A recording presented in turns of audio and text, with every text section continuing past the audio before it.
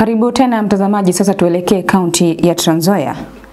Zaidi ya familia 1000 katika wadi ya Kapomboi, eneo bunge la kwanza kaunti ya Trans Nzoia, zimeachwa kwenye kijibaridi baada ya maji kuvunja kingo za mto Sabwani kutokana na mvua inayoendelea kushuhudiwa eneo hilo na kusababisha mafuriko katika sehemu zao za makazi. Alitembelea wakazi hao mwanahabari wetu Mike Mskoe. Wasiolijua eneo hili lina majalala katika kaunti ya Trans Nzoia huenda wakadhani kuna bahari sehemu hii, ila ni maji yaliyofurika kwenye mashamba ya wakazi na maboma yao baada ya mto Sabwani kushindwa kustahimili wingi wa maji yanayosababishwa na mvua kubwa inayoendelea kushuhudiwa kaunti hii. Mto Sabwani livunja ukingo wake, sasa maji yametuingilia kwa nyumba. Vile tuko hivi tumekaa tu kando, hata hatujui tufanye nini. Sasa hatuna mahali pa kukaa, tumepatwa na hasara. Mboga zimeenda, chakula ambayo ilikuwa kwa nyumba imelowa na maji, na hata hatuna penye tunaweza toa tuanike ili ya kwamba tukapate kukula.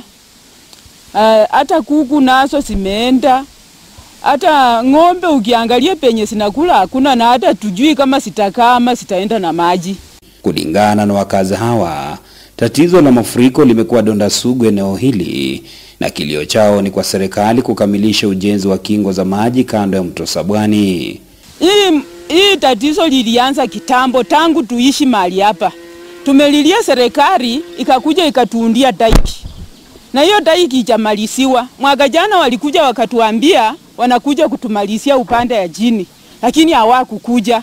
Sasa mwaka huu maji ndio imesiti kupita kiasi, kupita miaka zote. Wananchi wameumia, na inakuja kwa sababu na uongozi mbaya, kwa sababu hii shida imekuwa kila wakati. Lakini ombi langu ni kwa serikali itafute suluhisho ambayo inaweza kutusaidia ili pia sisi tukajisikie huru kama wana Kenya. Kando na hasara ambayo wanakadiria, hofu yao kubwa ni huenda wakapata magonjwa yanayosababishwa na baridi, ikiwemo maradhi yatokanayo na matumizi ya maji chafu. Vile tunaona viongozi wengine wanakisaidia kule Budalangi, wakienda kule Nyando, tungelipenda pia kuona viongozi wale tuliowachagua wenye wako kwa serikali na wale wako kwa serikali ya kaunti waje hapo mashinani waweze kusikiliza hawa kinanga mama na hawa wazee, waelekeze. Hatutaki kupoteza watoto wetu, hatutaki kupoteza wananchi wetu. Kama hapa kuna shule, watoto wameenda shule asubuhi, sasa hivi maji yamejaa, watapitia wapi wakirudi? Haya, vizima vya hapa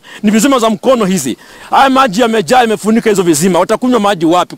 Kwa sababu kwenda kuwa na waterborne diseases. Tayari serikali ya kaunti ya Trans Nzoia kwa ushirikiano na shirika la Msalaba Mwekundu inaendeleza mikakati ya kuokoa wakazi ambao wamezingirwa na maji ili kuwapeleka sehemu salama. Almost 3,000 families kutoka kule juu Kapomboi mpaka huku na Manjalala zimeathirika.